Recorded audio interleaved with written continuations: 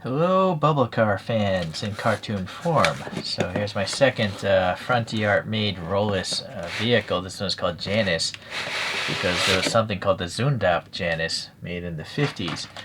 So this car, as you can see, shares the same front and rear doors. So the seats actually are back to back. So the front passengers face forward, the rears face backwards, and they shared parts. So that's a better image, right? So this was designed by Dornier, the airplane company. So they're a German airplane company and they couldn't make airplanes after World War II, so they designed a car, but they never made one before, so they licensed it to Zundapp, which was a motorbike car, well, motorbike company, I guess, that branched into a car, but a really small car. So this thing was only powered by a 245cc engine, and it made 14 horsepower, and the top speed could get up to 60 kilometers per hour, or 50 miles per hour.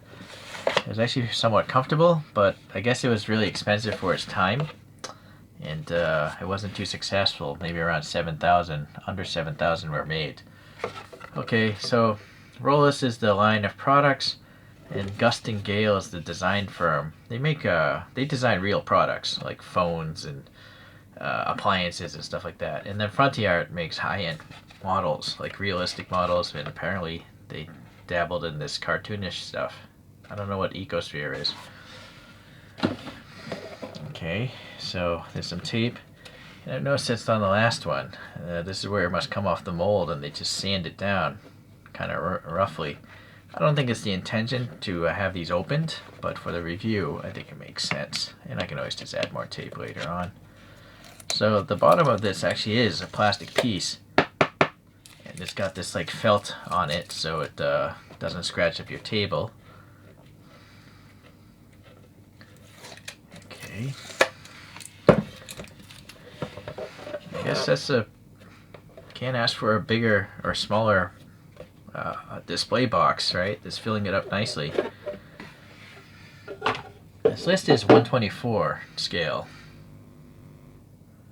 Okay, so I'm gonna measure. The internet doesn't actually pull up the length of this vehicle, but it did pull up the wheelbase to be 1825. So I'll punch that up in that calculator, and let's try to rough in this wheelbase here. And I would say, yeah, maybe 55.5 or 56. Let's just see if it's in the ballpark. So the 1825 divided by 55.5. It's more like 132, 130, somewhere in the 130 scale. So it's quite big. So the first one I reviewed actually was 124 scale by length, counting the spare tire. Anyhow, this car was only made between 1957 and 58. It was the only car ever made by Zundapp. And that's, I guess, all I care to learn. Let's see if we can find a green one. Maybe not.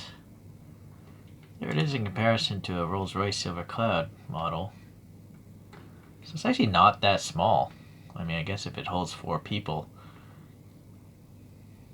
Oh, there's a green one. Yeah, it's not the exact same paint pattern, but it is this like funky green. It's not a, oh, it is a metallic green maybe. All right, well, I guess I don't even need to show you the rear because it looks the same. I found this photo. This one has black molding, so that's what they have on this thing, and it doesn't have that wacky paint job. So it's missing the turn signals though. I don't see that.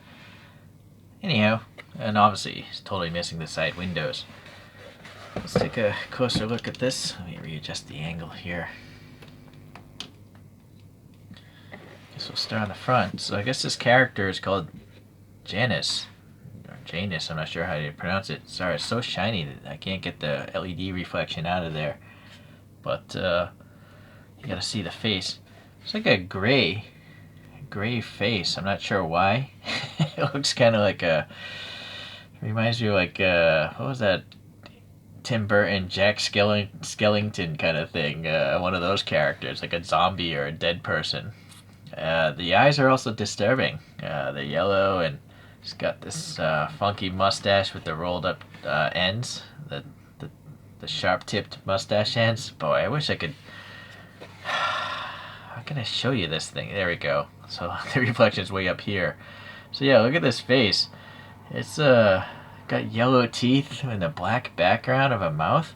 So that's a really weird looking character. I will say though, the mouth though is actually deep. I think I actually might need a flashlight now.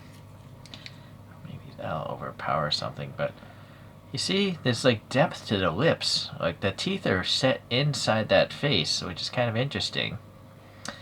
And yeah, that mustache is like set inside the nostrils. And it is three-dimensional, sticking outside. Same with the nose, it's sticking out quite a bit. I think the eyes are maybe just a decal. They look, the eyebrows are the top hair area. I don't see dimensionality there. At the bottom of the eyes is some sort of black half ring, and then the chin's got a little black line there. So anyways, the hands and the steering wheel look like they're the same piece. They just painted the middle part black for the steering wheel. It actually does go down here.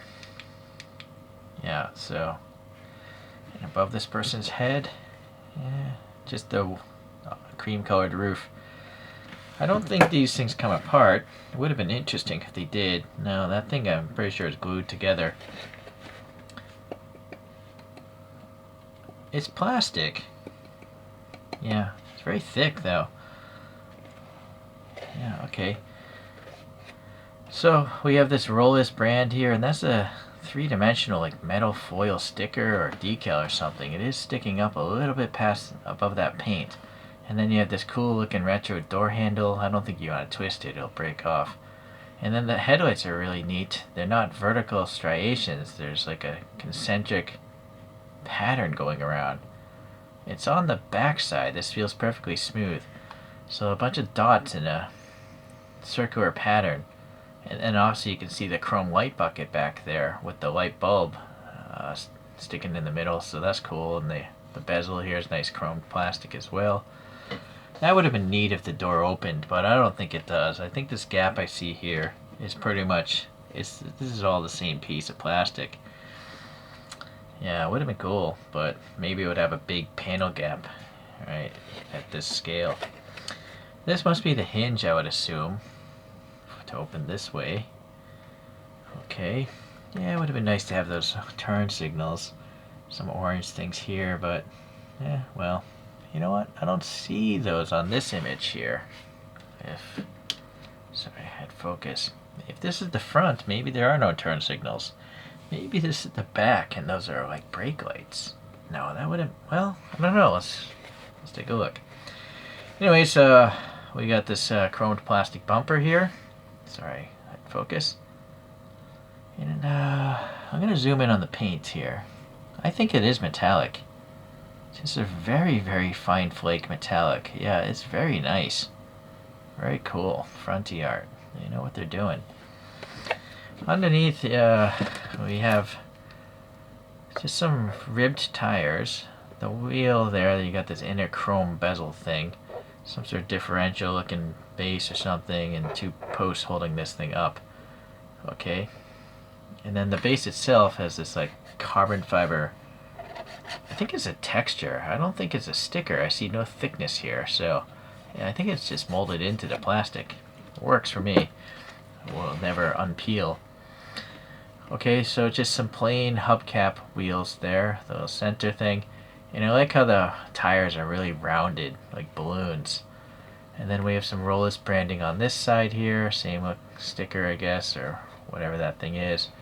And then just really nice smooth green paint. And the top is not metallic, it's just a cream color. Going around to the top, yeah, it's just super smooth. Look at the reflection of the square LED above us, so that's a really smooth paint job. This side here, yeah, Rollis again, hinge again. But now the face is different. Oh, this is the front of the car, because it has the Rollis badge, which by the way, I think is a photo etched piece of metal, and they painted red in their etching, and then they put a clear resin on top of it, because it's quite domed out. This is probably where the metal was torn off the etching tree or whatever you want to call it. Some random dust and lint. Yeah, look at that headlight. That's really cool. Okay, yeah, door handle looks alright, and then even the black paint for the molding. And then this just looks more like of a scared person. Yeah, okay. Or just maybe happy? He's kind of smiling. No open mouth on this one. Okay, same steering wheel thing. So it's quite interesting. So if this is the front, the person's kind of like happy and like, hey, how you doing? And then once the person passes you, it's like, aha, I passed you, sucker. So it is quite an interesting vehicle in real life and in cartoon shape because it's just so symmetric. Yeah, only this is not symmetric. Everything else seems pretty symmetric. So I'm gonna guess maybe on the real car? I wonder if these are filled with red light bulbs. Could be brake lights. Although I always say, I don't know what year this one is. This one clearly has dedicated taillights. I don't know. I just don't know much about the Zundapp Janus. Guess you'd have to watch a YouTube video to know for sure. Okay, well anyways, let's close that out. So I already measured the wheelbase, but just to give you an idea how long this thing is, it's around maybe 11.5 centimeters, or like 4.5 inches. This base is also around 15 centimeters, a little under 6 inches. Width-wise, this base is 11 centimeters, like 4 3/8 maybe. And the width of the car might be 7.5 centimeters, a little under 8 centimeters, 3 inches. And the height is quite tall as well. Yeah, that's maybe 9.5 centimeters, that ballpark, under 4 inches. Okay, so we're gonna let this go for a spin. And I actually just reviewed the earlier video. So it's the Messerschmitt, or really TGR, I think it was called, a TGR, TG500, FMR TG500. I should put a sticker on this thing. Yeah, and this one's called Spinner, that character. So this looks like a Messerschmitt 200 to me, but I guess it's an FMR TG500.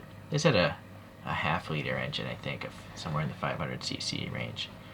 So this could have been this took 30 seconds to go from 0 to 60.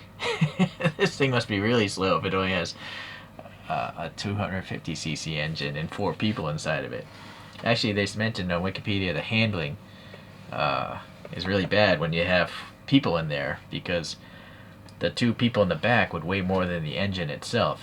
So the balance of the car would change depending on how heavy the passengers were. I every now and then collect some weird stuff. If tuned vehicles are weird to you, then I collect a lot of weird stuff. But I gotta say, this is definitely up there. It is up there in the weird yet for me cool category. Yeah, it's a weird car, and then it's cartooned, and then it literally has kind of creepy looking cartoon characters in it. But the funny thing is, it's made by FrontiArt, so the quality of it is so nice. It is such a nicely painted, smooth model. It's a mix of many different things. It's fascinating, really. So my goal is to try to get one of each of their castings. Even though these are really big models for me, they're so unique. Yeah. If you happen to have the Austin Mini Cooper from this line of toys or collectibles, and you want to sell it, please message me. I used to drive one for real, and I would love to get that, but I cannot find it anywhere. Okay, thank you for watching, everyone, and we'll see you the next time I get one of these Rollis things in. Bye.